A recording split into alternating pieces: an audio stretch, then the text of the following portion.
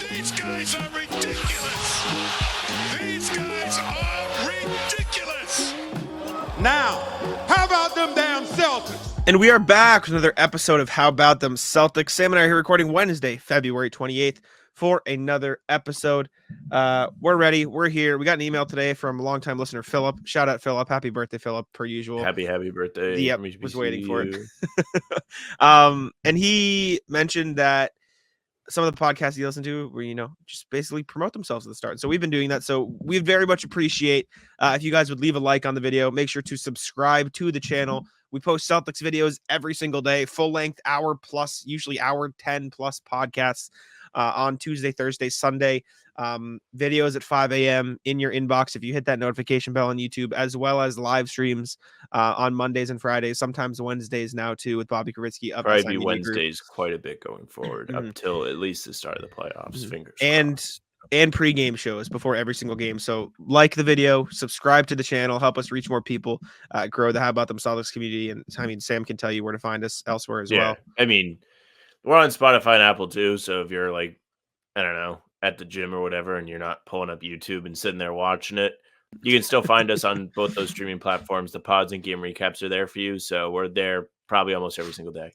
You can also email us, hbtcpod@gmail.com. You're going to see we are going through plenty of emails today. So we appreciate anybody that chimes in and tells us how they're feeling about the team. The socials are at How About Them C's. It's on the screen for Twitter, Instagram, TikTok. Facebook is the name of the podcast. Our live streams are on Facebook. They're on YouTube and they're on Twitter. And Jack's Twitter is at JacksMonNBA. Mine's at Sam LaFrance NBA. So you can get streams on, all of those platforms. It's usually the outro. So when you said mine, Sam LaFrance, I was waiting for that's it for a spot. I caught it in my head. Yeah, I was like, all right, I'm not gonna say it. Well, because I listen whenever I edit to chop the end off, I hear that over and over. And it was like I was ready. But yeah, leave a like on the video, subscribe to the channel, turn the notification bell on. You get videos from us literally every single day. We're here at 5 a.m. unless YouTube decides to screw us over again. But we're hoping they don't. So bully ball from YouTube yesterday was terrible. We appreciate y'all. But speaking of bully ball, the Celtics are fucking with the rest of the NBA. They sure are. We're going to talk about the Celtics Sixers. Was last night as we're recording this. It was Tuesday night. Got the win. We did a video on that. If you'd like to see our thoughts, go check that out. But they spent the first half sort of accepting the fact that Nick Nurse was deciding to take the three ball away, right? They only shot 22 threes on the night, and they decided to attack the paint more, get to the post, take some free throws, they forced that issue. I wrote about it for Celtics blog. I don't think Joe Mazzulla went into the night expecting, all right, I'm going to mess around here. We're going to experiment. But when Nick Nurse popped up with we're not going to let you shoot threes, Joe Mazzulla, I feel like in his mind was like, all right, you know what? We're going to see how we do not shooting threes. And he changed the rotations a little bit. He left Jaylen Brown in for Tatum's usual minutes, left Tatum in for Brown's usual minutes, flipped that a little bit, which he said was a coincidence, which I don't know how much that's true. And then they didn't take a lot of threes. They instead forced the issue, sort of address the general consensus that they can't win without threes. Before the All-Star break, Joe Mazzulla was asked before the Nets game, the last game before the break, what do you do during the break, by Gary Washburn? And he said, so I have a list of 10 to 12 things that we need to get better at as a team. And so I'll go through the calendar of the games and figure out when those things become thematic, when we need to institute them, how we can approach them, whether it's a practice or a shoot around, making those themes important to where we're trying to get to. So I'll definitely plan that. Effectively, Joe Mazzulla said, I'm going to look at our schedule and see when we can fuck around and test shit. He's like, I'm going to see when we can mess with teams. The Celtics are using the rest of the league now as their laboratory experiment. They're guinea pigs. They're crash test dummies, as I said in my article. They're just picking and choosing, yep, going to mess with this team. I'm going to mess with this team. This is what we're going to do against these guys. And while it may not be intentional, the article I wrote was potentially unintentional experiment. They might not go into all of these games saying we're going to test this, this, and this. But even the Bulls and Knicks games, they're like, all right, we're getting beat in the post. Let's switch up the coverage. Let's change this. And it worked. We were getting beat in the pick and roll. We're not going to blitz Jalen Brunson. We're going to drop back. See how that? They're just testing stuff now, right? And they're so good that they can get away with it. And we're going to talk about it later.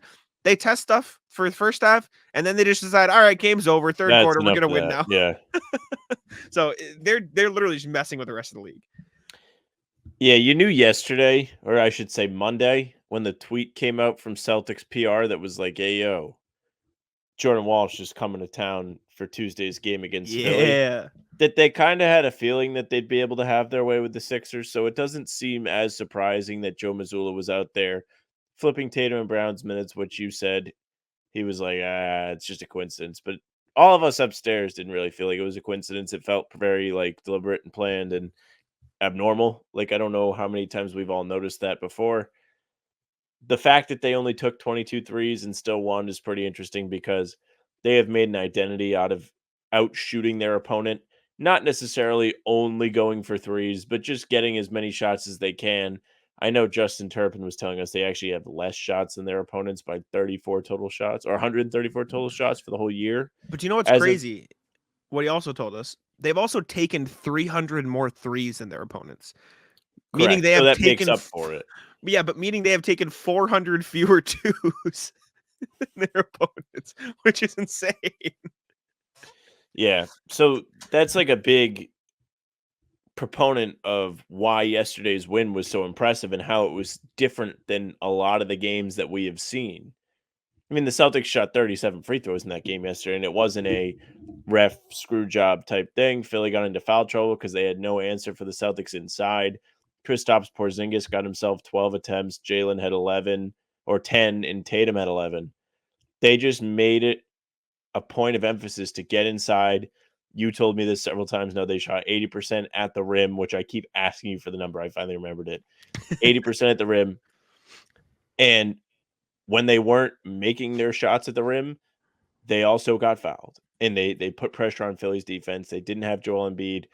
Their front court, besides Embiid, is not very good defensively. B-Ball Paul, Tobias Harris, and the fellas out there aren't going to exactly get you a ton of stops.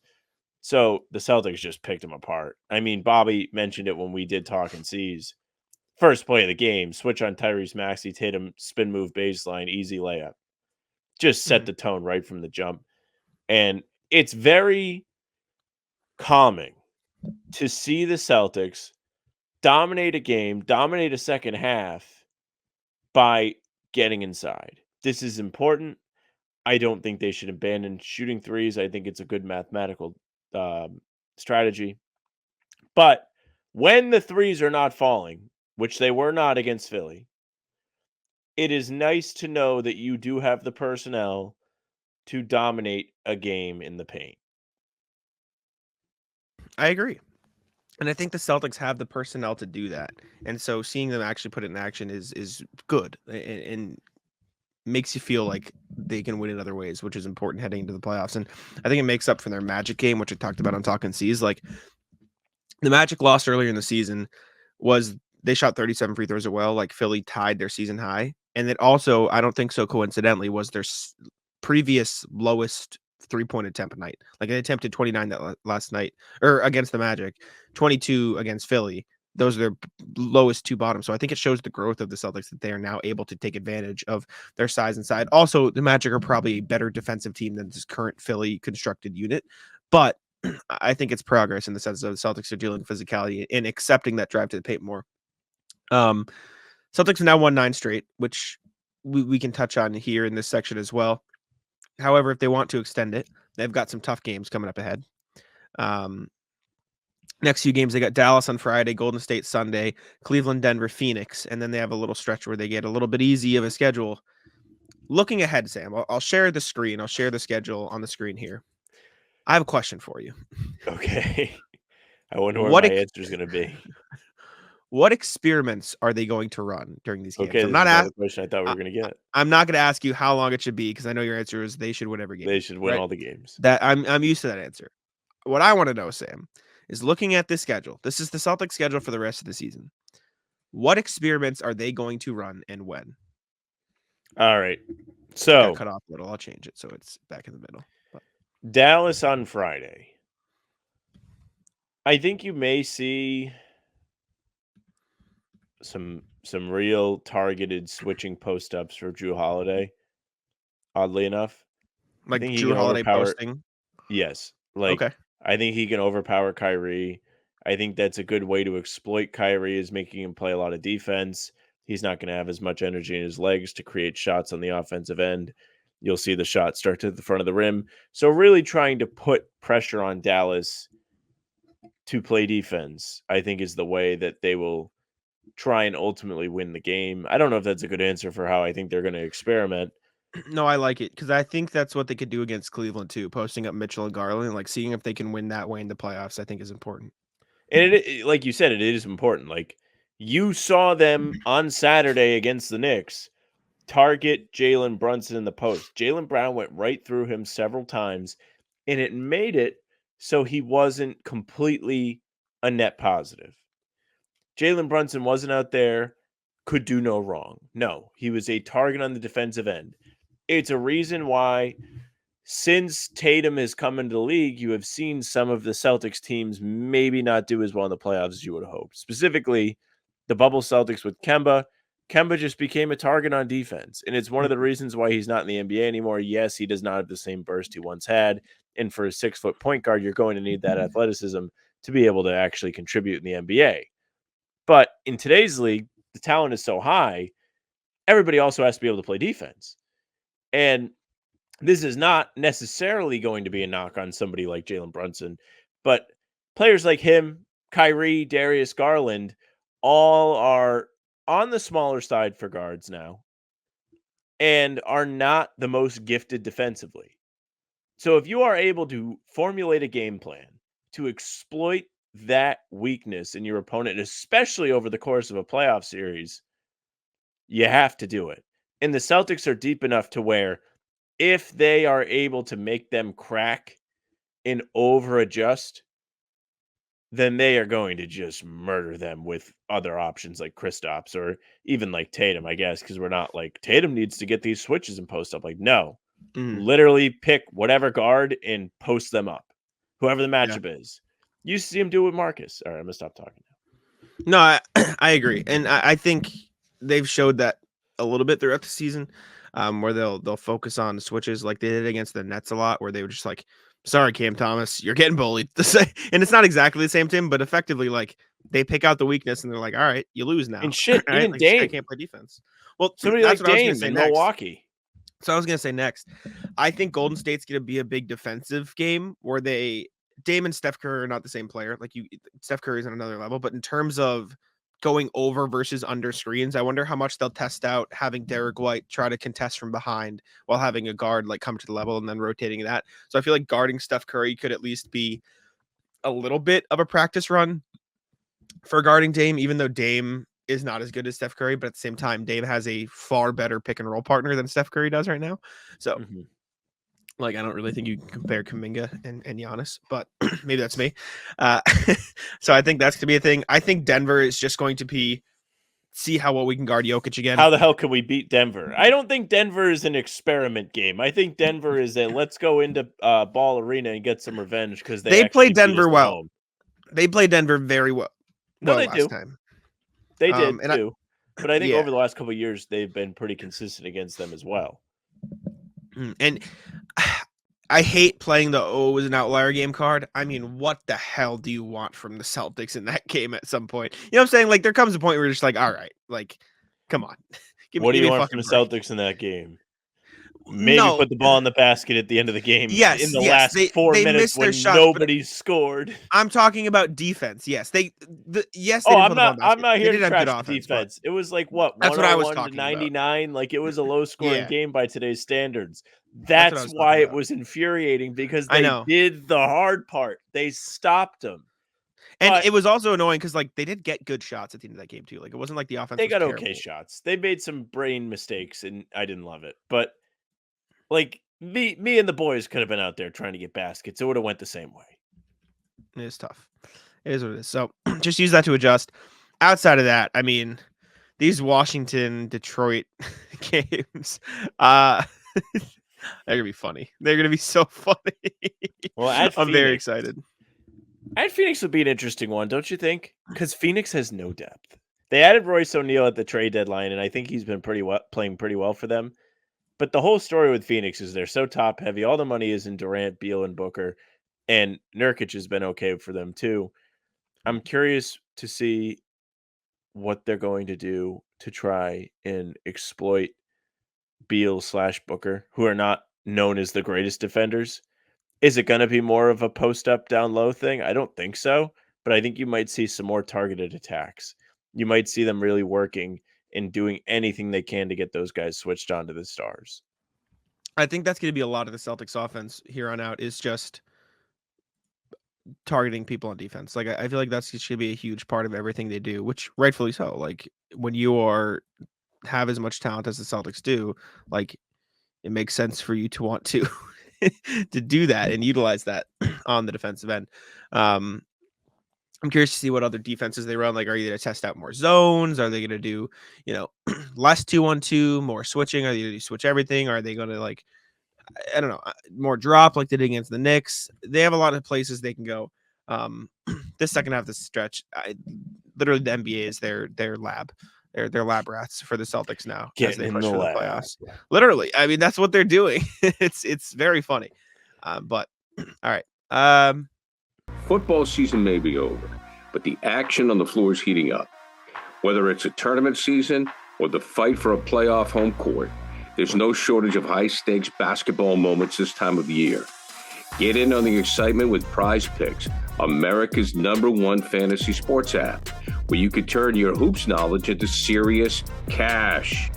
Testing my skills on Prize Picks this season is the most exciting way to play daily fantasy sports. If you have the skills, you can turn $10 into $1,000 with just a few taps. Prize Picks is really simple to play, and I can make my picks and submit my entry in less than 60 seconds. Download the app today and use code CLNS for a first deposit match up to $100. Use the code CLNS for the first deposit match up to $100. Pick more, pick less. It's that easy. Next thing we touched on it briefly. Third quarters have now become Celtics win. Rest of the league. Early in the season, we were on here complaining that they sucked in the third quarters because they did. They were a really bad third quarter team. And now over the past win streak, they have been dominant. They're shooting, I believe, something along the lines of 53 from the field and 50% from three in the third quarter and holding opponents to sub 40% shooting overall or around 40% and like sub 30 from three. So they're like completely just killing guys in the third quarter. Yeah, and the power rankings of times in the game I'd like to see the Celtics play well, probably the end of the game. But then close second is right after halftime. Because having known the contrary of what we're seeing right now, that shit is fucking annoying. When you watch your team play really well for the entire first half just to come out and piss it all away in the first 5 minutes, it'll make you rip your hair out. Not only are you seeing the Celtics do the opposite, where you're like, all right, they played okay in the first half, but I know they're just going to come out and stomp whoever's on the other side. You also have to know the other side is feeling that pull your hair out type situation. It's just like, God fucking damn it. We played so well and now it's gone. And the Celtics doing that is just so much better. It's a way that you can win your way to a championship. You can wear teams down. You can break their spirit by coming out strong in the second half and just displaying the switch that they can flip can't be valued enough. This is such great basketball we're seeing and such great focus in the third quarter. It's such a luxury to have for the Celtics, and I'm happy to see that they have finally figured it out. Yeah, huge for them to be able to dominate these third quarters. It really helps them have the freedom to sort of mess around for the rest of the game and figure out what they want to do. So good for them. Something we talked about on Talking C's, breaking news came out while we were on Talking C's. Jrue Holiday is going to play for the 2024 Olympics. He will be part of Team USA. Shams also confirmed that Tatum was among the other guys who were confirmed to be playing along with Kevin Durant, LeBron James, Steph Curry, and Joel Embiid. So 6-man roster so far of the 12. That's already half the roster, which is kind of crazy to think about. But Jrue Holiday and Jayson Tatum will be on it. So a third of Team USA right now is the Boston Celtics. Sick. No, I mean, listen, it'll be kind of fun to watch in the summer because the summer sucks, and it'll be good for our content where, oh, look, Jrue Holiday had a good game. Oh, Tatum had a good game. And I know they had the FIBA thing this summer, but I don't think, no, there were no Celtics on that team, so we didn't care. No. Especially I didn't care. Well, we cared about Pritchard on the select team, though. Yeah, the select team was sick. He did a really cool crossover and got a layup. But having these guys on Team USA will be fun for us. It'll be like we can actually do videos on it and things like that. So from that standpoint, I care. I always have the like urge to root against Team USA because they're always such heavy favorites where it's like not even fun if they win. I Mhm. don't pick a team and be like, I want this team to win, but it's like, oh, like if they lose, everybody wins.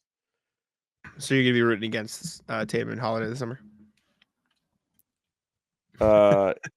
No. Partially. No. Oh, No. we converted you. All right. Well, that's good. So everyone has been complaining that the Boston media mafia has drummed up a Jayson Tatum MVP campaign, and I understand it to some degree because it does feel like it's come out of nowhere. I was on a radio show earlier today. I mean, it goes out last night as you guys are listening to this. And I was asked by Marcus Fitzgerald, who hosts a radio show in Vancouver, basically like about this. And the way I look at it is I feel like he wasn't in the conversation enough beforehand, but now people are like mad that it's overblown. And you need to live somewhere in between where, yes, he's probably like top 3, but he shouldn't win. Like you need to like find that middle ground, like not just all in or all out. But not just Boston. Draymond Green talked about it. He said, so the MVP race right now, Joker is the leader on DraftKings, SGA, Luka, Giannis, and Tatum are the next 4. You know, sometimes it's like the team is winning and the guy's the best player and playing well. Clearly the goalpost has shifted dramatically because in this guy's case, he's 5th. They get a 7.5 game lead. The goalpost is moving on JT. I don't know what JT got to do.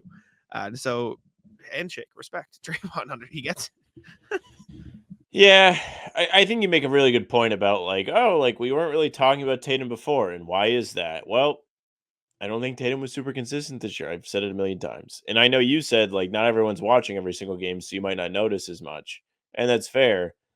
But if he was not in the conversation before the All-Star break and this whole media push has started to happen, then realistically he's just not going to win.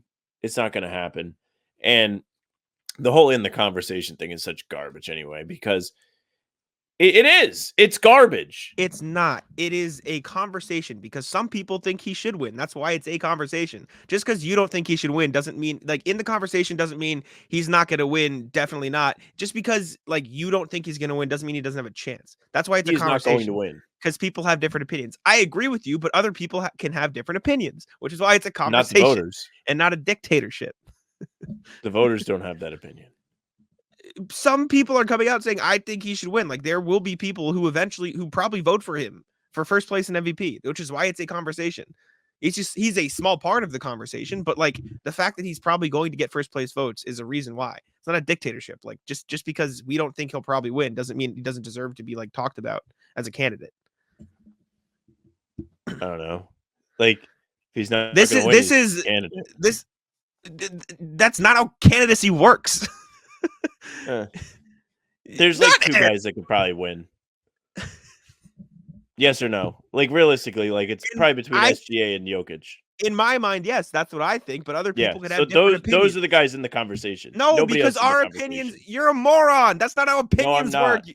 You Because then you have these people coming in. Oh, Jalen Brunson should be in the conversation. He should be in the conversation. Like no, he's not. He's not going to win. That's the conversation. He's not going to win. This is Tatum- an only Tatum is child different take. than This is an Jalen only Brunson. child take. This is an only No, child it's not. take. It absolutely is. Because No, it's conversation is not. about You more have than all just your these opinion. guys that come out every year that are supposedly in the conversation and they never fucking win. They're never close, and it doesn't matter. It's just filling media slots, and it's what I guess the whole award is supposed to do because they want people to talk about the NBA and get excited for the playoffs. The award itself means nothing. This is like the All-Star game. It's like this guy should be in the conversation to be an All-Star. It's like, don't care. Don't care. They don't care. What do we care? The MVP is a little different. It's not the All-Star game. But I think Tatum is closer to actually being a candidate than a lot of other people that you hear, well, that guy should be in the conversation. But I just don't think it's going to happen, is really the point. The in the conversation phrase just always fucking pisses me off because it's not what it is. What they actually are is an honorable mention, which means they are not. They are not the guy. That's what you're saying. He is not. You can't get to the guy without having a conversation about the candidates, and that's what candidacy is, and the conversation is. So if Jokic wins MVP, the candidate was Shea. That's it. That's not how it works. If Jokic wins MVP, Shea lost. He's not a candidate anymore. He did Candidacy lose. He happens did before lose. the voting. But Candidacy there is was about a the players who are realistic in the chance running. that he would win the MVP. But there's more than just two candidates in every presidential race. Maybe not realistic candidates, but that's why you have a conversation, you come to it, and there's this. That's why, like, we're not like at the end of it all yet. By the end of it all, there'll probably be a clear two-man race. Yes, I agree. But for now, people are talking about it because there are other guys who could win. If Shea and Jokic go down with an injury or something, God forbid, or they fall off a cliff and they suck, and Tatum goes on a run where he averages 30, then the conversation will get closer. That's why we have it. That's why people talk about it. Well, to your initial point, nobody was talking about him before the All-Star break. Now there has been a PR push, whether you want to say it's because from the PR Celtics team, have expanded their lead drastically on the NBA, and Tatum has improved his play. It's because him and his How team long the have Celtics improved really been up themselves on the rest of the league? I feel like they've been recently. like, head and It's shoulders above everybody for a while. No, it's you can find it. It was in line with when Tatum began to find it. Like, let me find Maybe you're NBA right. standings by date basketball reference. Let's take a look when it really started to build. Sorry for my dog's barking, by the way. Someone else is in the house. So Even then, like, but the Celtics were still the best team. yes, but it wasn't like head and shoulders. There was a point like a month and a half ago when the Bucks were like 3 games behind, 2 games behind, and it was like a real race. And now it's 7.5 above the Cavs, right? Like looking at start of January, it was the Celtics at 26-6 and Milwaukee at 24-9. Like it was right there. Like they're neck and neck. 3-game difference, yeah. And then you look even the end of January 20th, it was 32-10 versus 29-13, like 4 games, like 3 games right there. Now there's 7.5 games up in the next one. That is why the candidacy has happened. Yes, it is like a little bit of a push, but like something that's huge has happened. Team thing too, which is like, Well, and Tatum, like you said, struggled in December, January, February, like motherfucker is completely expanded his game, been a playmaker, like improved his efficiency, his step back efficiency has skyrocketed. Like he has also improved his play, which is why he has entered the conversation more. Exactly. He's been better. yeah. And so while I personally don't think he should like is the by winner right now, and you don't either, there are people out there who will genuinely vote for him and genuinely think he is the MVP. 3? Yes, I think he's 3rd. Okay. All right. I would say 3 is the convo. After 3, I don't want to hear it. Well, some people have different top 3s, and I agree with the consensus top 3 right now. Like, I think that is mine, and I think you agree with what it is. But that's why people talk and have a conversation, because some people would genuinely put Giannis above some of these guys or Luka above some of these And guys. that's fine. But the thing is like, if you're arguing whether or not the guy's in the top 3, then guess what? He's not even fucking close to actually winning the thing. Some people think Luka should win right now. Genuinely. I disagree. I disagree with you too, but like that's an opinion people have, which is why people talk about it and have a conversation. And I hate these awards with a burning passion because 1, Shocker. It creates situations like this, but 2, it's all subjective. It's just like, what do you think? And it's like, I don't know. Who fucking cares, really? It is subjective. I don't know if there's a way to actually make a counting statistical race for this, but it'd make it way better. There is no way to do that. Or at least some kind of rubric or some shit that's like, hey, this is what we want. We're going to give this many points because your team's in first place. Like when they do the All-Star votes, right? Even though the fan voting's nonsense and the actual selection process is nonsense, they do have a legitimate tally. And I know they do for the MVP, first, second, third place votes. But if the actual MVP candidacy score was determined by this guy's team is in this place, so first place would be 5 points and so on, 4, 3, 2, 1. Anything lower than fourth place is only 1 point. And then it's like he's top 5 in scoring would be 5 points. But then how do you count for like you give 5, 4, 3, 2, 1, 1, 1, 1, 1, whatever. How do you count for the fact that like or maybe 0? Well, the gap between 5 and 4 is 1 point versus like it's significant. Maybe it's team better. Wins. I understand what you're saying. It's funny because Henry and I are losers, and over COVID we like had this 2K sim where we just sim the league, but we wanted to like do that. We were like, let's like because the awards are crap in 2K. They give it to whoever. Like you could not make the playoffs and win it's MVP. A stat award. Yeah. 2K. So Henry and I made what you just said, like a formula. We said, okay, it'll be number of team wins plus player like PER, like how much they impacted winning plus this, and like added it together. And Shea won like 8 straight MVPs because the Thunder won like 70 games every year, so he was just the MVP. And so it was Yeah, effectively that. But I don't know. I don't. It was that way because then if it's like close, right? Like we all know, like it's like watching the standings, right? We're like we all know. We're like okay, like like this team could win the West. That team could win the West. That would be how it is with the Mhm. MVP. And I wouldn't be able to come on here and be like, well, that guy's just not going to fucking win because Mhm. he's just not. I'll put it this way. I think the conversation term, I understand why it gets you angry, but I think the reason why you can talk about some of these guys is because while unlikely, like let's say there's 100 universes, there is one where Tatum wins Listening. MVP still this season, right? Like there is still one where I think Tatum could win that award. There's still a universe I think where Giannis could potentially get it. Maybe it's 1 out of the 100, but it's still there. I think there's a world where Luka gets it, and so I think those top 5 deserve to at least be the quote whatever, like as minute a chance. Like I think in 60 of them Jokic wins, 30 of them Shea wins, 8 of them Tatum wins, and 1 of each of them. But like the fact that it's even still a possibility is why people talk about them and put them there, right? And the closer we get to the end of the season, like the closer we get to April, they will fall out and people won't talk about them as much. To your point, one reason after you saying what you just said, the new games rule, I guess it would be important to have guys that are like kind of there because say player X gets hurt or misses several games and all of a sudden does not qualify, then it would go to them by default. And I truly just can't wait for the first MVP that's like the 4th guy. Everyone's like, well, that guy sucked. So Mickey Mouse MVP. Like we are going to eventually get a Mickey Mouse MVP and it's going to be awesome. And it could be Tatum, but it's going to be hilarious because no one's going to actually respect the award. I don't know. We'll see what happens. All right, let's check in with the email, see what y'all have to say. I know we have a bunch today, but first, let's go to the Incognito wheel. I believe we have 5 entrants today. Again, comment what's popping on this video for a chance to win a $10 Incognito gift card.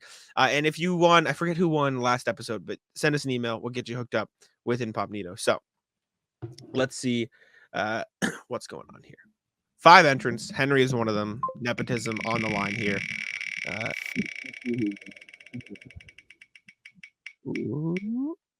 Henry snubbed again. Tough for Henry. Manny Gonzalez, the winner. Congrats. Email us at hbtcpod@gmail.com. We'll get you hooked up with an Incognito gift card. Thanks for entering, Manny. We appreciate you. All right. Let's go to the email here. First one. We have 10 emails today. A lot to dig through here. Ryan Hall. SM versus DB versus LS. This is Mikhailu, Banton, Stevens. Ryan said, so during the trade deadline, it seemed that the 3 people on the trading block to be sent out were Svi, Banton, and Lamar. Out of those 3, do you think we keep the best player of the 3 in Fee, or did we? I personally do. He's the only one with an elite asset. He's a knockdown 3-point shooter with multi 40% years with high-ish usage. He's also a cheap option down the line if for some reason we can't re-sign Hauser. To me, Lamar and Banton are okay players, but no skill set that makes them more useful than anybody else on the team. Thoughts? Much love, Ryan, aka UFC Dana White. This was always my argument. Like he's the only one with an NBA level skill. I do think Lamar's defense might have been the next thing, like to get him on that. And maybe you want that more, but I think the Celtics have enough wing defenders to the point where, like you said, like if somebody does, God forbid, get hurt or not resign, like you have another shooter. That said, Svi is not good on defense. So I don't know. I think it's tough between him and Lamar, but I'm not going to throw a hissy fit over keeping Svi. It's like the last guy on the bench. It really doesn't matter. The only reason I think this is a good thing to talk about is because of how well Lamar Stevens and Banton have played after being traded. Like everyone's like got seller's remorse. So like, well, maybe we should all kept them. And realistically, I don't think you can go down the line on the Celtics bench and be like, I think Lamar Stevens should have played over this guy. I think Delano Banton should have played over this guy. It's just not happening. They probably kept around the best cast of characters they possibly could. I think Svi, to your point, is the only one that has a skill where if you were like, hey, Sam, in mid-May, he's going to win them a playoff game by coming in and making 5 threes, I wouldn't be like, that's crazy. If you told me that the Celtics won a playoff game because of Delano Banton, I'd be like, did everyone else get hurt? Yeah, no, I know what you mean. I back that. All right. Next email from Matt Henderson. Embiid versus Nuggets. It's crazy that Embiid hasn't played the Nuggets since November 2019. I think it's that he hasn't played in Denver since Yeah, he 2019. hasn't played in Denver. He did play the game that they came to Philly. Yeah, shocker. If you were a competitor, wouldn't you circle that game on the calendar this year? Joel sat down again during this year's matchup 5 days earlier. He put up 70 on the Spurs. I guess he just doesn't want to play in Denver. He just wants to play him on his home turf. Gets tired. Gets Yeah, tuckered out. there. I remember this last year because we're all having the MVP conversation. And it was actually between the two guys, and Embiid straight up didn't show up to the game when they actually played each other. And for me, if I was a voter, that would have been like, that's the end of it. Like, Jokic will win again. Like, you should have to like play the head-to-heads or whatever. And there was something that came out today. I don't think it's on the sheet, so I'll talk about it here.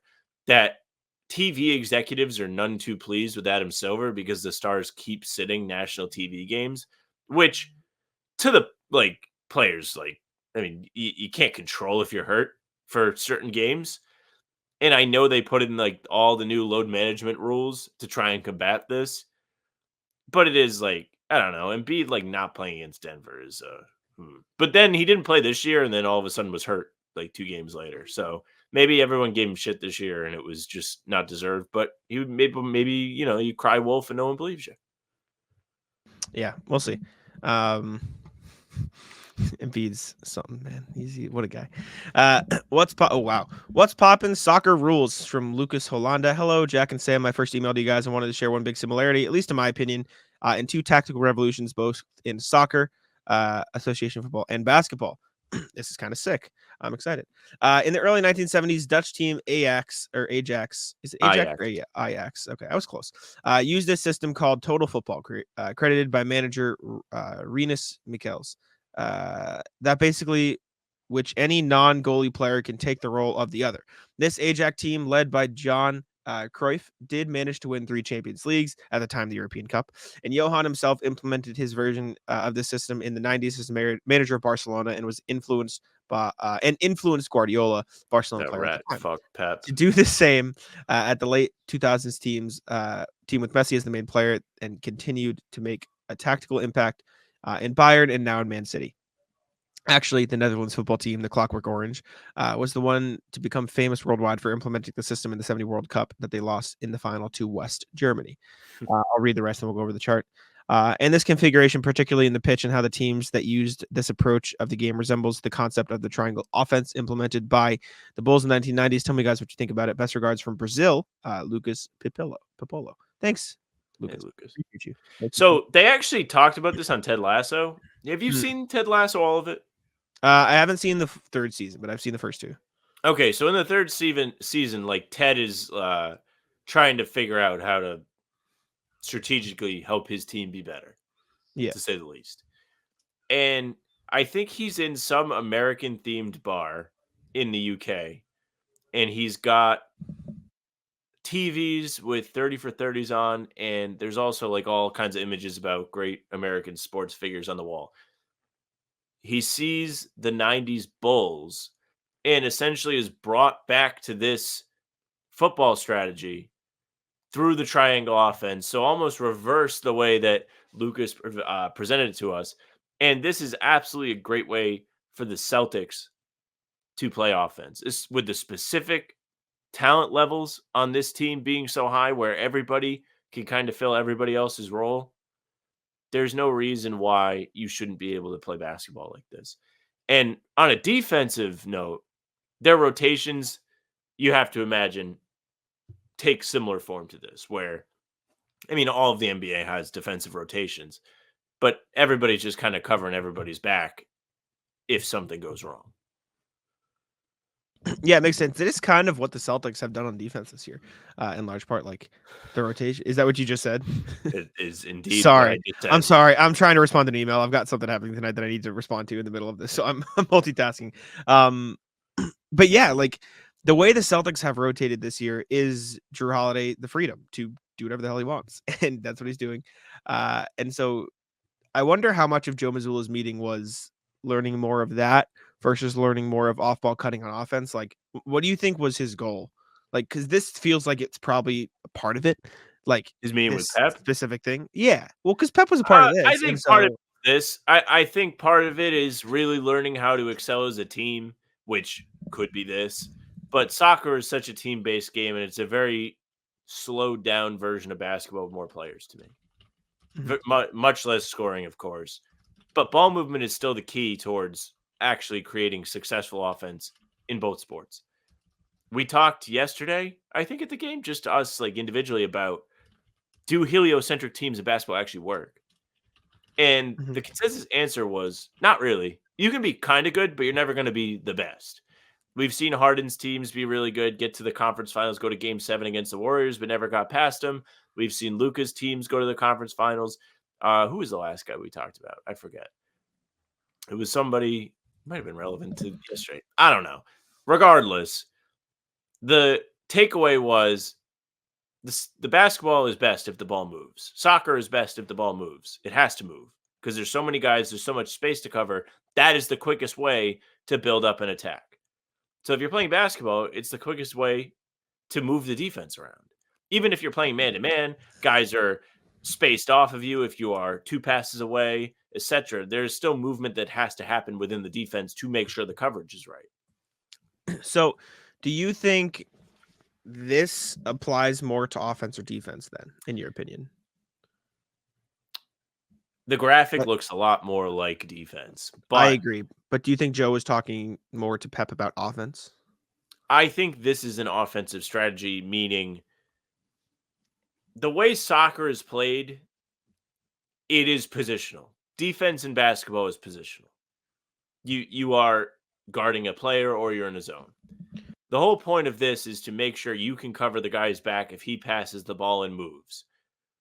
So, if the Celtics, all of their guys can shoot threes, 4 of the 5 players on the floor can handle the ball and run the pick and roll, you're able to really ask any of the 5 starters, except for Porzingis, to run the pick and roll or be the roll man or be standing in the corner. And it can be fluid or cutting off the ball, whatever you decide you want to do with your offense. You are hearing it from somebody that is not gifted in the X's and O's, but I can tell you right now, the more movement you have playing basketball, the better. If everybody's standing around, it gets stale. The fans notice, and you're probably not scoring a lot of points. Super correct. James Harden. That's why Porzingis didn't really thrive in Dallas because he was standing around. He wasn't really involved. Yeah, this is super interesting though. Thanks, Lucas. Thank you for cool. sending this. We appreciate you. I hope our chat about it was somewhat intelligent. We tried our best. What's poppin'? Practice makes perfect. From RJ. Hello, everyone. As Samuel correctly pointed out in Tuesday's pod. How do you like being called Samuel, Sam? You a fan? Not a fan? Not really a fan. As Sam correctly pointed out in Tuesday's podcast, our prior missive incorrectly used the first person plural in referencing the Celtics' accomplishments. To atone for this deplorable oversight on our part, I shall be employing it correctly in this missive. You may, at your leisure, decide if this is the editorial royal we. One thing we are curious to know more about is the practice schedule for Celtics players on off days like Monday. What sorts of things does each player work on, both from a team perspective and their individual skill development? We imagine different players have different areas of focus and work with an assortment of coaching and training personnel.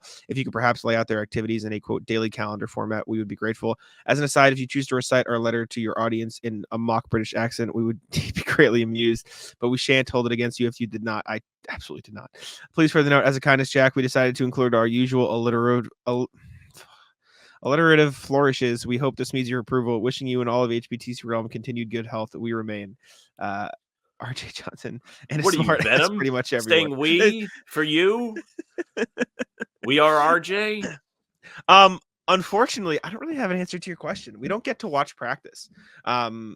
We go to practice and we get to go down there and ask questions after practice is over. But they have a screen at the practice facility, so the media can't. Excuse me, I have to cough. Can't do Spygate. Can't be spying and telling other teams. Well, that's the thing. I don't think they'd mind if you watch practice, because back in the day, like, they'd allow reporters to come down and watch practice and be a part of it and ask questions and stuff. But in the digital age, like, they don't want people posting practice clips to social media. And so we can't watch. So I don't know. I can tell you by the time we get down there, Tatum is usually working on his free throws and or middies with Sam Cassell and Charles Lee and them.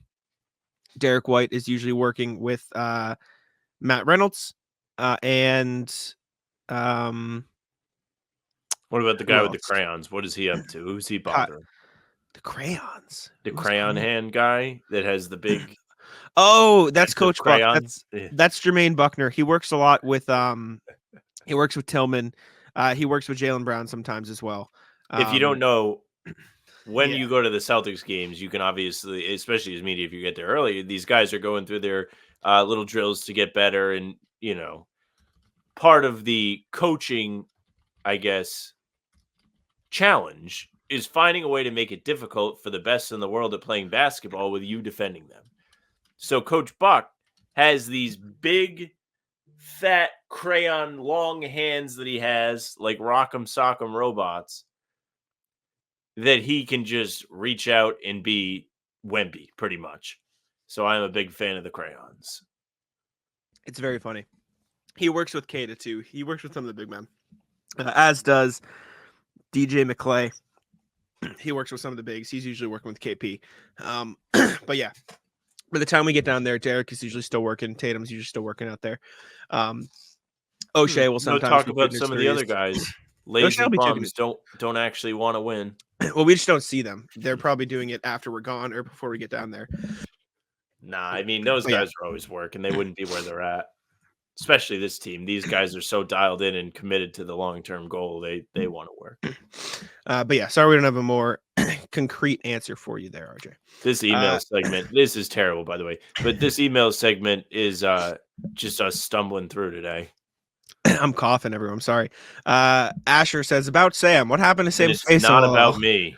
Been a bit since I've watched. Did Josh Hart beat him up a couple nights ago? Forgot to mention I was talking about Hauser, by the way. He did that on purpose. This was definitely intentional. Quit fucking doing this. Hauser got elbowed in the face by Luke Cornett coming down from a rebound. Luke Cornett literally murdered him. That's the answer to your question. Let's see. Should I find it? I think I can probably find the clip pretty easy. This email has been an attack on me. You had this one, RJ calling me Samuel. Fuck you guys. You guys fucking suck. Yeah, eat shit. But here is Sam Hauser just getting. Oh my god! I forgot it was that bad, dude. He got clobbered in the Bulls game. But yeah, there you go. That's your update. All right, back to the email. Next one is from Philip. JB. Hey fellas, happy birthday, Philip. Hey fellas, it's another lovely day on the Celtics cruise ship. It's great to have two master of ceremonies such as yourselves. One player I think is low-key different this year is JB. He seems to have a more volatile temper, and I'm not sure it's a bad thing. Usually you think of players getting out of hands when their emotions bubble up, but it seems JB has turned his frustrations at refs and opposing players into raw energy to drive the ball and play lockdown defense. Of course, there was also the Duncan incident. In both cases, I don't recall seeing this level of assertive temper in JB before the season. Maybe the disrespect he got after his contract fueled him in the background. What do you gentlemen think? Best, Phil. Have you noticed it? Have you noticed a more angry JB this year? I've seen it a little. Yeah, so I thought yesterday in the press conference he was a little pissed off because he was asked about his offensive game last night. He was excellent, like very efficient, did a good job of attacking, posting up. And he responded by saying, yeah, I do a lot of practice on this stuff, and it's really annoying when the refs don't let me actually be physical in the post while I'm getting pushed around and these guards are doing anything they can to try and make it hard on me. So he went out of his way to be like, yo, I'm so sick of these refs, dude. I hate them. Which was funny, which is entertaining to listen to him. But yeah, he's definitely been playing with more anger this year, which is, like you said, I think he's channeling it well. So it's a well good thing. Put, Philip. Yes, sir. Philip, again, moving to support the channel. Hey, fellas, with as much as you guys contribute to Celtics fans, I hope you will consider asking for listener support at the start of each pod. We did this. Yes. We appreciate you, Phil. I always worry, like, I don't want to be annoying at the start of podcast. I don't want to just like start with like, yeah, follow us, do this, when you haven't even gotten a chance to listen to us. But when I saw Phil suggesting it, Philip, I was like, all right, well, it seems like they're okay with it. So I don't feel like a scumbag asking y'all to follow us at the start of the pod. But okay. What's popping from Nate Bach? Sam and Jack, 3 things. Congrats. How about them Celtics have become my new first listen of the day? You have beaten out the former first listen of Locked On Celtics. All that hard work and content creation is paying off. At least with me, it is. Keep up the great work. Yeah. Get fucked, John. Get fucked, Corrales. John, Yeah, we who's got like been super nice to us forever. Yeah, John is like an amazing person. He's just like one of the best dudes. Yeah, we got your ass. Nah, thanks, Nate. We appreciate Thanks, Nate. you. Two, I like hearing about your basketball runs, men's league, etc., particularly about how bad other players are and what they do to annoy you. I think we can all identify, and it's fun to laugh along with you. Please keep this content on the podcast. Well, we have our more of men's it. league starting a week from Sunday. So Jack Yeah. and I will be playing on the same men's league team. So you are gonna get You'll get plenty more. more and more content. Up to this point, we've just been playing the same pickup runs. Now we're in an actual league, so we'll get plenty of stories for you. Three, the last roster spot. I've heard rumblings of Blake Griffin, Otto. That's fire. Otto Porter Jr. is sick. Aleksej Pokusevski, sorry, and even a quote from Isaiah Thomas that'll be willing to join the team. Sorry, Isaiah, I don't think it's ever going to happen. Even though the fans would love to have you back. Do you think they fill the last spot? Who would you like to see on the roster? Would you rather get a quote ring chaser vet or take a flyer on a young guy ahead of next year? Can't wait for the next pod. Nate Boss, yes sir, we got you. One, I don't think it matters. Two, I think they'll hold the last spot for Blake Griffin as long as they can. And three, in the end, I think it'll just go to Neemias Queta and get him on a standard deal. That is my prediction. I would prefer that it goes to a ring chasing vet because we've talked about this damn last roster spot ad nauseum. And the only real takeaway I think we've landed on that I was like, yes, I think this is actually worth it, is when the guy you're bringing in obviously is not going to play. So what is he going to give you in terms of off the court stuff? What's he going to do for the vibes? And that's why Blake Griffin is everybody's favorite, because everybody loves Blake Griffin. Derek White and Peyton Pritchard talked about Blake Griffin on Part of My Take. Big Cat called him up. And you could tell just by the little conversation they all had, that guy's hilarious. Everybody loves having him around. And even if he's just there, doesn't even have a jersey on under the warm-ups, everybody's happier. They're like, this rules. It's great to have him around. So it doesn't have to be Blake Griffin. It could be somebody else. You mentioned Isaiah Thomas. I don't know if Isaiah is going to give you that same kind of vibe because he seems to be a dog and wants to compete, even though he said that he would gladly just show up and try and help in the leadership way. I don't know. But any way you can find it to bring in good vibes, go for it. I don't really care for the flyer on the young guy at this point. You have a few in the G League, like Nemi is one on a two-way deal that you have him. You have Drew Peterson, who seems like he may be in line to be Hauser when Hauser's contract expires.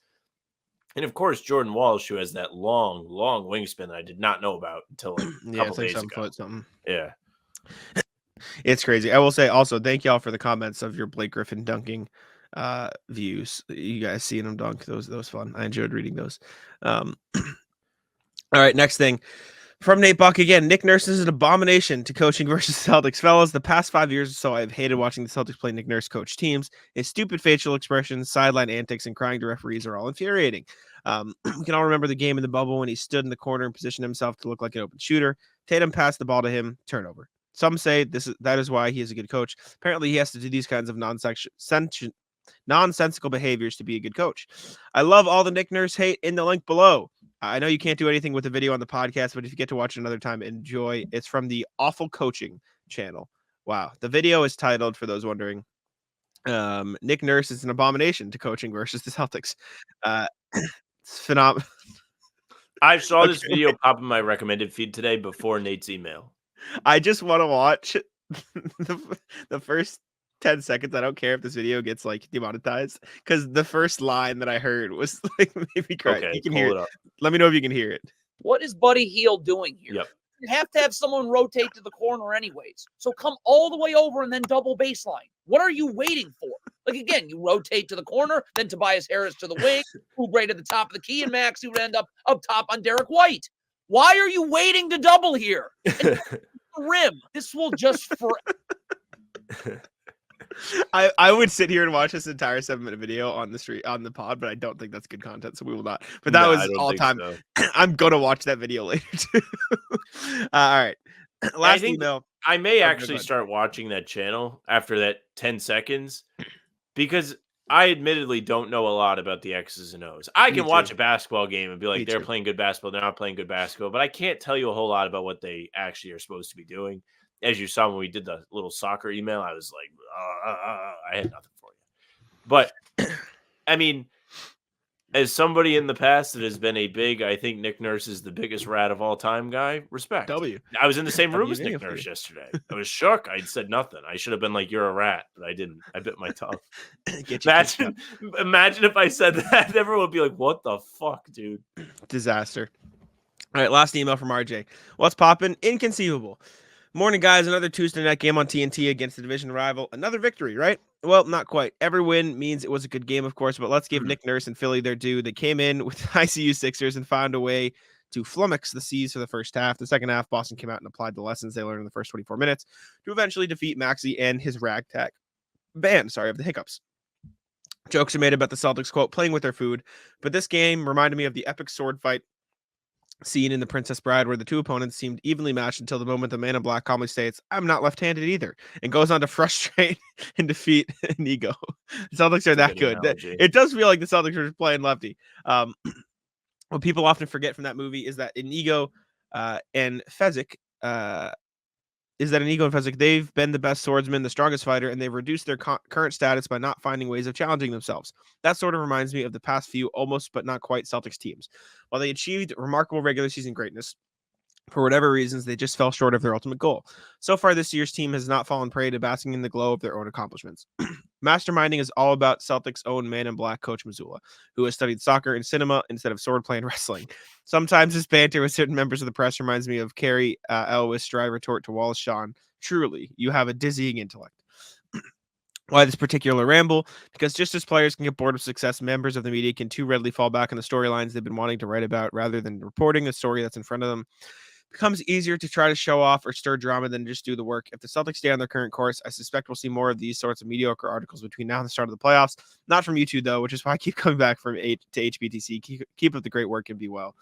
And sometimes the grandfather. I love these little like addendums he puts at the end of his emails. Thanks, RJ. We appreciate you. Thank you, RJ, by the way, who commented on my Celtics blog article about Al Horford, and he was like, "This is great work. Thank you for this." And somebody else was like, "This is fucking stupid. Why would you write this?" So you truly get all of it in the Celtics blog comments.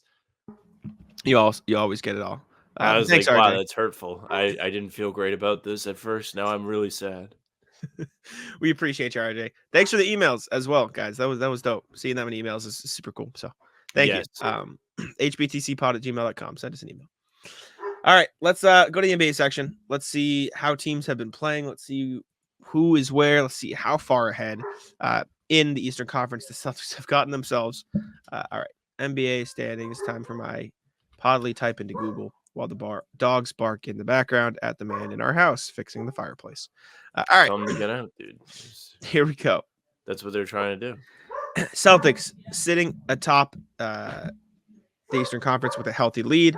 7.5 games up on the Cavs, 8.5 games up on the Bucks, 11.5 on the Knicks. Heat have climbed all the way into 5th place over the 76ers with the Celtics win. Heat have won 5 in a row now, 8-2 in their last 10.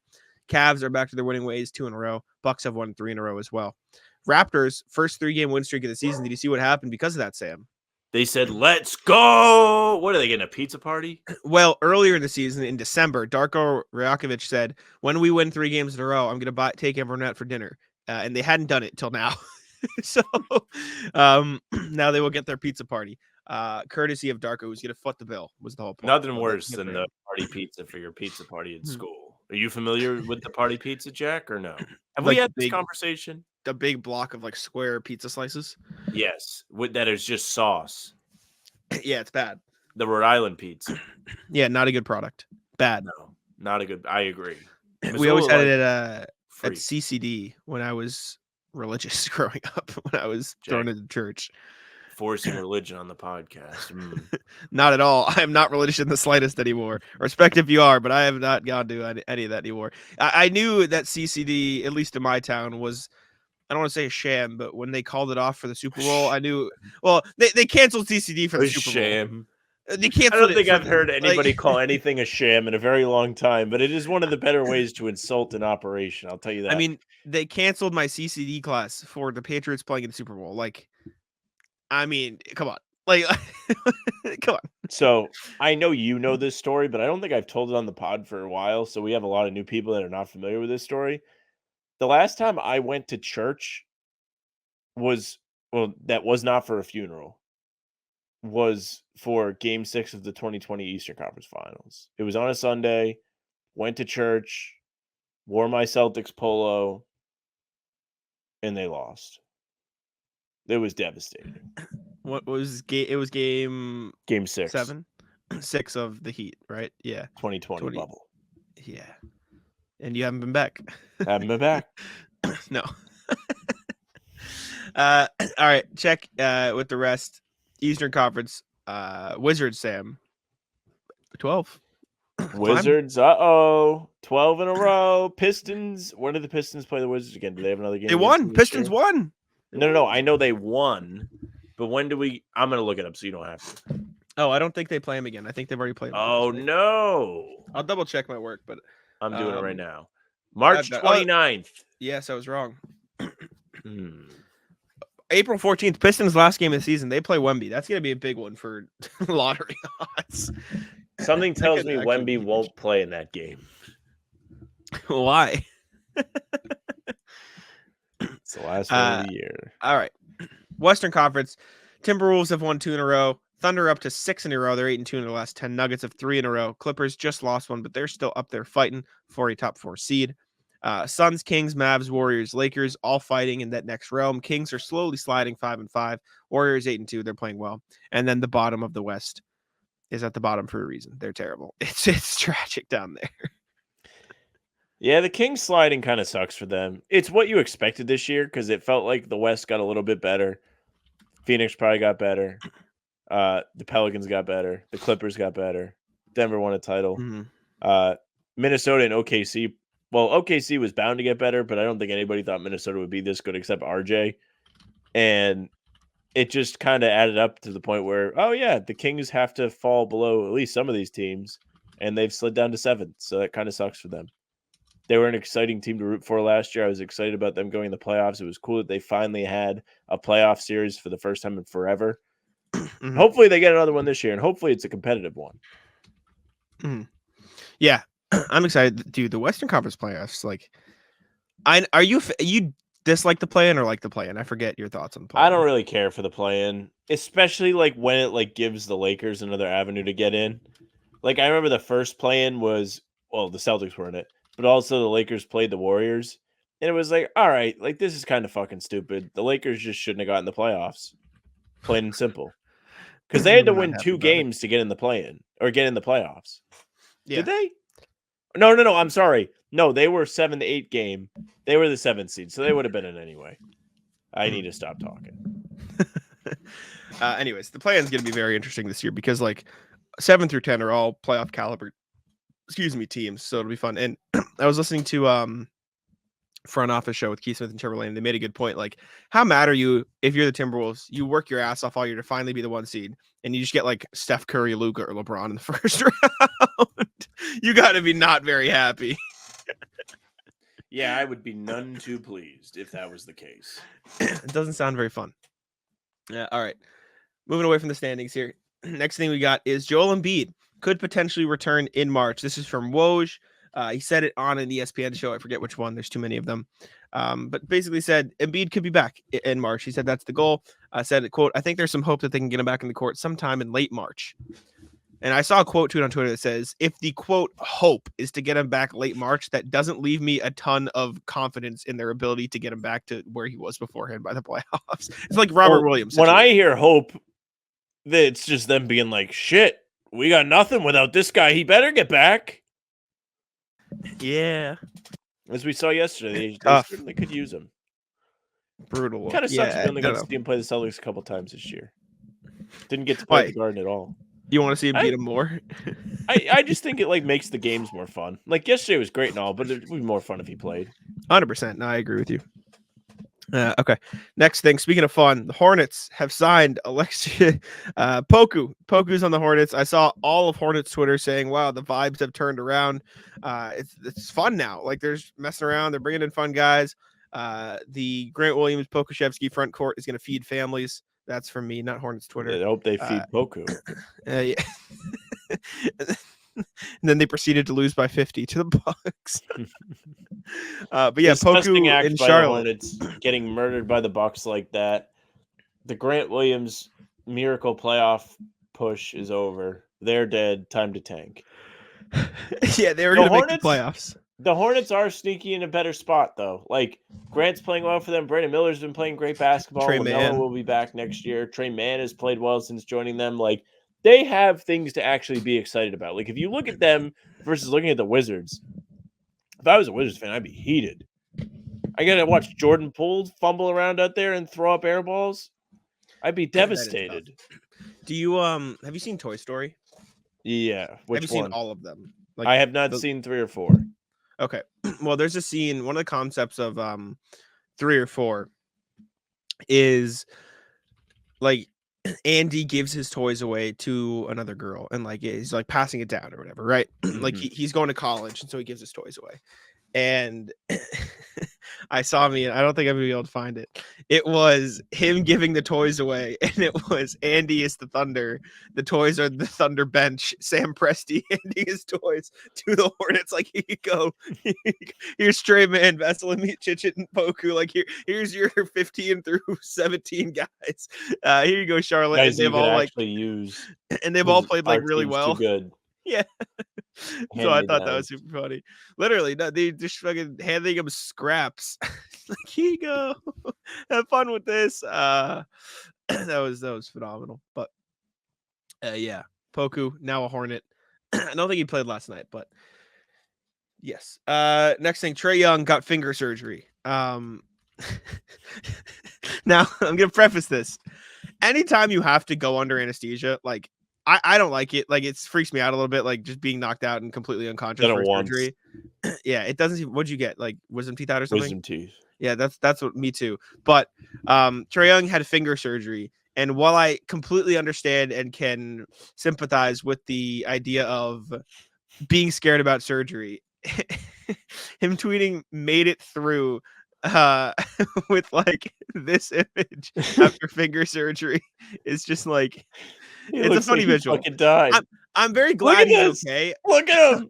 Oh, I thought he was glad- dapping somebody up. I thought he was No. dapping somebody up. Like, he was like, oh my God, I can't believe I made it through that. I'm very glad he's okay, obviously. And again, surgery is not a joke. Like, I'm good. It's just the finger. I actually respect him having finger surgery instead of being like, I'm just not going to play for the year because my finger's fucked. Like, this is an action that he's trying to get back on the basketball court. Yeah, respect. But yeah, finger surgery Made it through. Made Just it him through in the radio. hospital bed. He did contextualize like that was his first surgery, so like I can understand why he was not too pleased or freaked out. But and perhaps the funniest thing we're going to talk about today, He should just he literally should have just captioned it "ready for your mom now" and just fucking moved on. That's not the funniest thing we're talking about today. We're going to get to Damian Lillard fucking hates Milwaukee. He despises Milwaukee. This was a quote from, where is this from? Bill Simmons? No. Chris Mannix. This is a quote from Dame. He said this, right? Dame said this? Dame said to that. Chris Mannix. Yes. This is him describing his life in Milwaukee. Go to practice, go home, watch boxing, play video games. Man, I type in boxing website, fight hype on YouTube 100 times a day and be praying for something new to be on there. Seriously, I don't have much of a life. Just him like typing it in, waiting for new content is so funny. Because I think we've all done that with certain things, whether it's like you're just How about waiting. them Celtics? You guys wait at 5 a.m. every day. That one day YouTube made our video come out like, you guys like, where is it? Where is it? Yeah. That was me.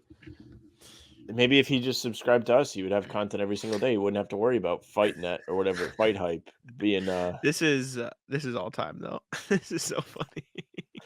I just imagine like, is it my time to watch something new yet?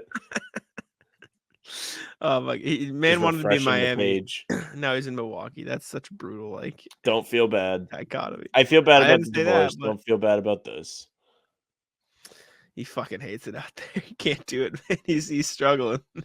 Just Man's like, struggling. you signed that lucrative contract for the next 6 years and you got overpaid for the back end of it, and then you requested a trade. Oh, it's funny. You don't get to pick where you go when you get traded. That's the whole point.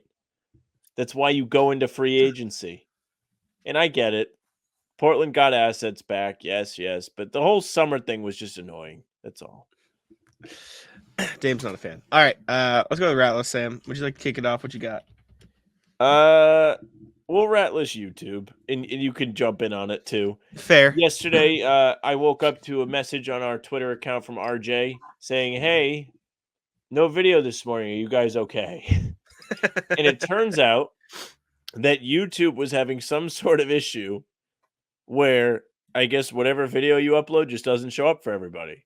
So it kind of sucked. Jack had to wake up early. Shout out to Henry, who was the human alarm clock and busted in, unlike today, and got Jack out of bed.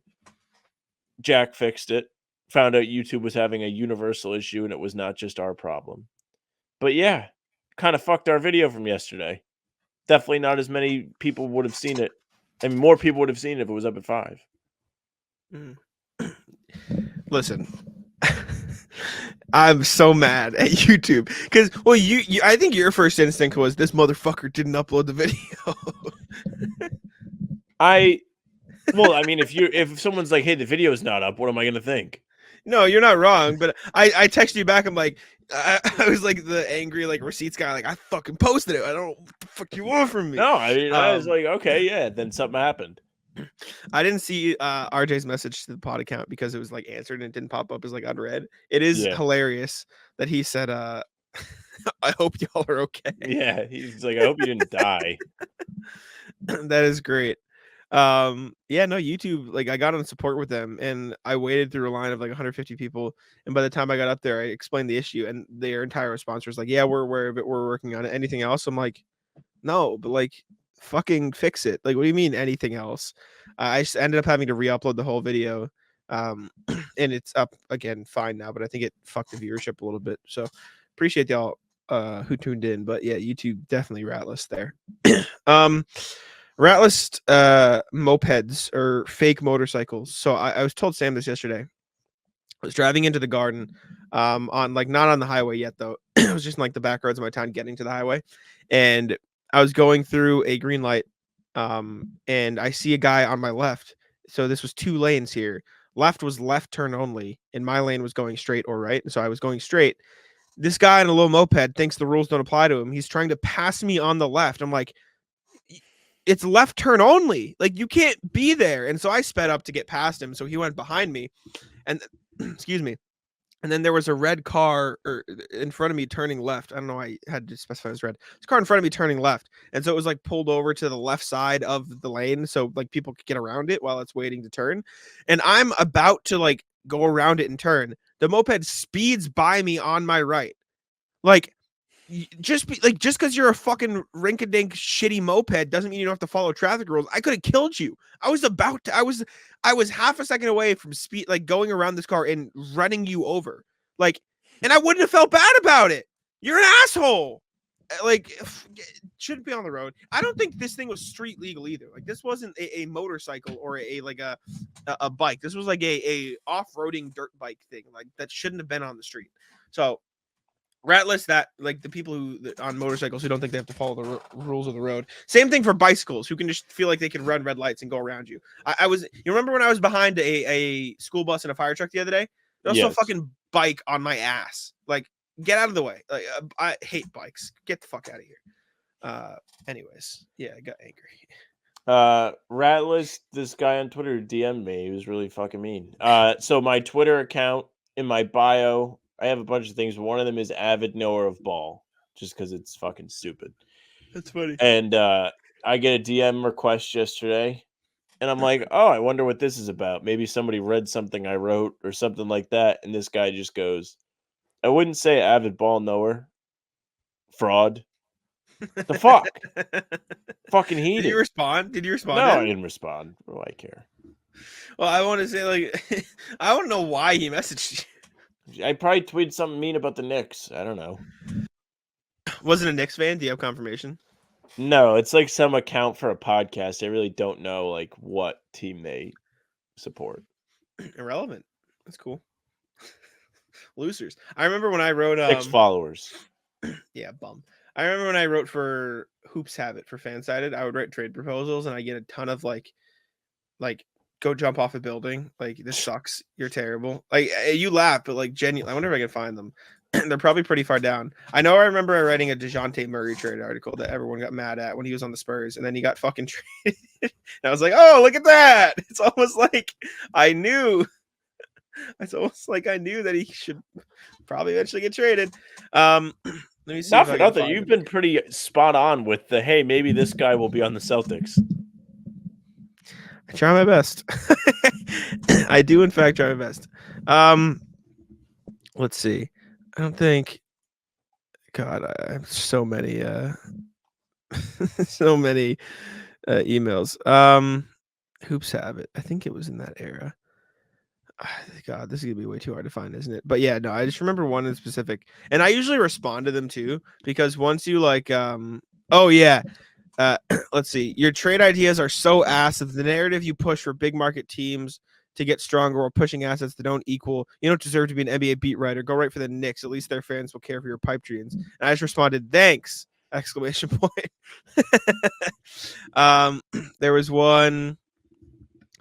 The DeJounte trade article made me want to jump off something high. Can't believe you wrote articles like that. Oh, you're a Boston writer. Keep dreaming. And I said, thank you. You should have been like, should have. And then just moved on. DeJounte's only leaving if DeJounte wants to leave. Interesting. Crazy. Well, he did leave. I wonder what my sisters came in my room. I'm recording something. I don't know why my door is open. What's up? Hi. Can you come back after I'm done? A podcast even when am I recording till I'm done recording? Can you come back after I'm done? When? No. We can talk about this when I'm done. I'll be done in 15 minutes. Leave. Grace says hi. Hello. Podcast. Get out. Anyways, please leave. What the fuck? I'm gonna leave it in. I don't know what the hell that was. It's such a dick for no reason. Me or you? Me. Get out. I'm so thrown off now. It scared the shit out of me. You were done. You had gone through some hate mail. Oh my god, yes. I did find my DeJounte Murray trade though. For what it's worth, the value they got back in return, so much better than what they actually got.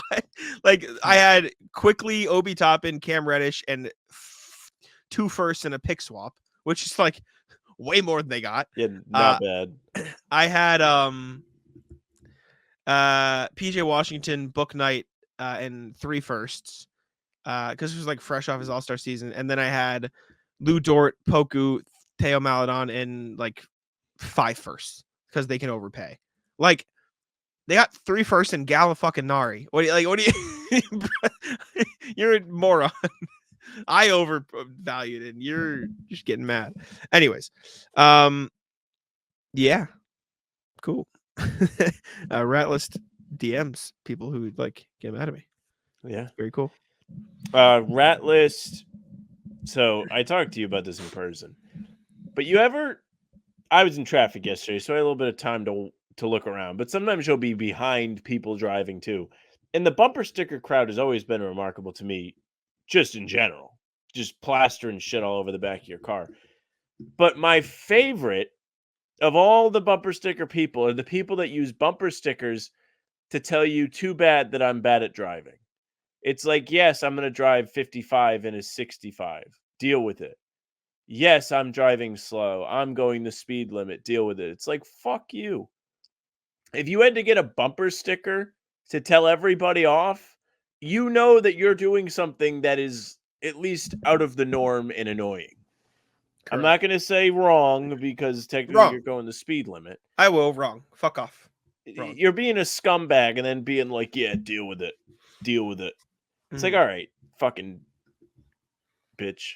You told them. You got them. Yeah, you got their ass.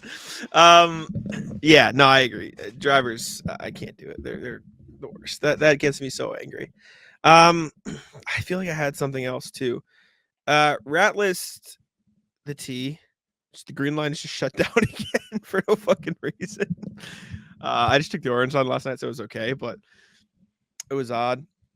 There was this person came up to me on the tee, like I picked up $1 that was like on the floor next to me. They go, "This yours?" I'm like, it's not mine. They're like, okay, and they just pocketed $1 off the ground. I'm like, thank you.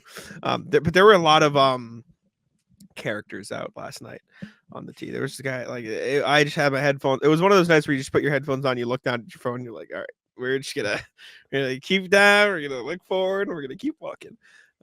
So that was cool last night. But yeah, the tee's a mess. It's not a fun time. Rat list people who take too long at the fucking register. Yeah. Anything. So yesterday I went to the game. Jack went to the game. I arrived at the Garden before Jack did, coming in on the train. I drove in, I parked, and so on. I wanted to wait for Jack to go in. I like going in with him because I truly just don't really know the whole maze that It's a is maze. the underground of the Garden. So to kill time, I'm like, all right, like I'll get a Starbucks coffee. I also went to Star Market and got like gum. But I'm like, all right, I'll get a coffee. So I'm in line at Starbucks and I'm sitting there and the cashier is having a 5-minute long conversation with somebody who's trying to pay cash, which I don't know why you're paying cash anymore either. It's just you're slowing everything down. But I couldn't figure out for the life of me what the hell they were actually talking about. But I'm pretty sure they ordered like 5 chocolate croissants. So I'm watching this guy take out the croissants, put them in the heater that Starbucks has one at a time. He's just like, all right, 5 chocolate croissants. And they just like take them and leave. I was like, what is going on here? What is the whole? I went up there. I said, can I please have this drink? They said yes. I paid them and moved on. No longer than a minute. I was ready to go. I knew what I wanted. I had my payment method out, ready to be scanned. You have a responsibility when you are at the front of the line to get on with your purchase. Nobody wants to sit there and wait and watch you argue with the cashier. And the cashier doesn't care about whatever your problem is. I'll tell you that right now. They do not care. Mm-hmm. I'm not even convinced it really matters how much you get paid anymore. It's more about, do I own this store? No, I don't care. It's not my problem. Man. Rat list Knicks fans. My turn. Oh, Yeah, so I posted this is old. I should have talked about this sooner, but I am all for this. Go on. So I need to find it. But I posted a video when Jaylen Brown did the super cool lock, you know what I'm saying? When he defended Jalen Brunson, put him in like did the whole clamp up. Let me, show That's off that I defended him super well. I think he's putting on a seatbelt. Oh my God. What? All right, so this doesn't really mean anything to the show. I'm sorry. I really should not have. But Richard Lewis died. I don't know who that is. Do I know who that is? He's a comedian that was on Curb Your Enthusiasm for years, and Curb Your Enthusiasm is in its final season. And I'm pretty sure the episode with Lewis, the one episode, has already aired. So I didn't know he passed away. Oh, that's sad. That is sad. All right. Sorry. Fuck Knicks fans. Yeah. So I posted this video to Twitter. I said, let's see. Jaylen Brown locked up Jalen Brunson to let everyone know with the clamps, right? He follows him to the lane, gets back in front, stops him from driving again, drives him into Porzingis. And then he switches back, and then he does the seatbelt. I think it's a seatbelt. Put him in his pocket. He's got Jalen Brunson in his pocket. He's not going anywhere. I don't think it's a pocket. I think it's a seatbelt. Regardless, right? That's what they do in soccer. They say, I have him in my pocket. Regardless, he goes, let everyone know with the clamps. Now, this got 1.2 thousand views. Now, you might think, or likes. Now, you might think, the reason I posted this, Celtics fans like it when Celtics players do cool shit. And Jaylen Brown did something cool, right? He played solid defense. He stopped them. It's also nice to see more defensive highlights out there, to be honest with you. Right? Not even just a block or steal, just like a good defensive possession. Lock. I posted this, and all Knicks fans could say, bro, you only did this because of Porzingis. You're a moron. Like, Porzingis was the whole thing. He was cooking him the whole blah, blah. Guys, Knicks fans, morons. They were in drop coverage. That is the defensive scheme they were in. Jaylen Brown executed the defensive scheme. Look. Okay, we're playing drop. Drive him into Porzingis, cut off the passing lane. Cover him, drive him back in, cut off the passing lane. Right? Switch off, stay on Brunson, boom. Shot clock violation. That is phenomenal defense by Jaylen Brown. Did Porzingis have a huge impact on the play because of his drop defense? Yes, he played excellent drop defense. But Jaylen Brown did the fucking super cool clamp thing because he also played good defense. And you're just mad that they fucking stopped Jalen Brunson on this play. I am aware how drop defense works. Look, this is great defense by him, but he's cutting off the passing lane and getting back into position so they can switch back. It is a two-man-ish thing here, right? Are you fucking stupid? Like, I'm not the dumb one here. You don't know how defensive schemes work. Yes, Jaylen Brown got help from drop defense, but that's because that's what they were fucking doing. That was their plan. He executed the defense well. Like, are you fucking serious? Are you stupid? My favorite part of this is you like being bewildered that some dumbass casual fan doesn't know what a defensive scheme is. Dude, well, no, the thing is, they know what a defensive scheme is. They know, like, Porzingis was in drop, of course. Yeah, and so it's Jalen's job to force him into the drop, cut out the passing lane, and get back in front. Like, I don't get what's so confusing. You guys are complaining that I'm right. Like, are we stupid? Why are you booing me? I'm right. Well, Knicks fans are just the worst, and this is a let it be known. Let this be an example of why I need to stop seeing people have a circle jerk for the Knicks and their fans anytime they might be a little bit good. Oh, they deserve this. They've had to watch so many seasons of bad basketball. Good. They don't deserve this. They're fucking asshole, dumbass, entitled people. You see what Zion I despise said about them. Zion said, New York is the mecca of basketball. You can tell the fans are really behind the Knicks. But for me, I'm good in New Orleans. Yeah, he had to say that because he was having this whole, like, I want to play for the Knicks thing for the first, 4 years of his career. What a guy. Listen. I guess technically this is year 4. Knicks fans suck. Okay, go ahead. You've brought me aboard, Sam. I get that. I was like, what are we doing, guys? They are fucking, ignoramus people. Just terrible. And I love Knicks Film School. Those guys like Andrew G-Mac, he's a beast. I'll keep saying that on the show. Go watch Knicks Film can't School. Speak to that. They're awesome. They're phenomenal people. They're very smart. They know the game. They're awesome.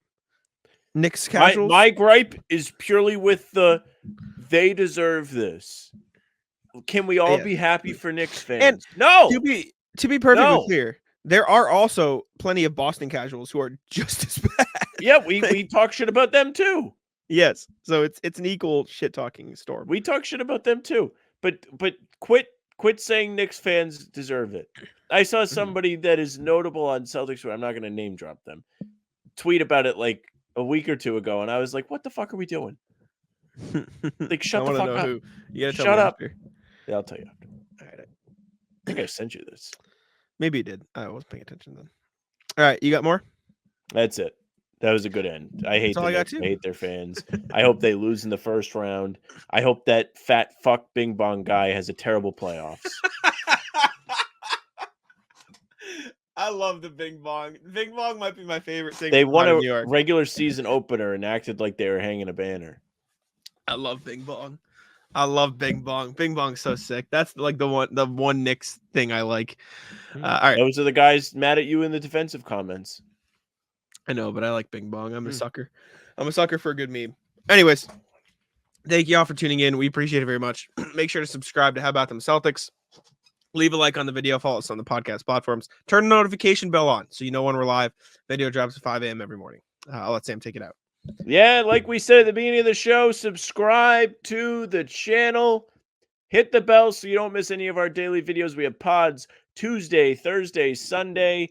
Game recaps the day after games, pre-game shows 30 minutes before each game. We're here no matter what, so come hang out. It's a ton of fun.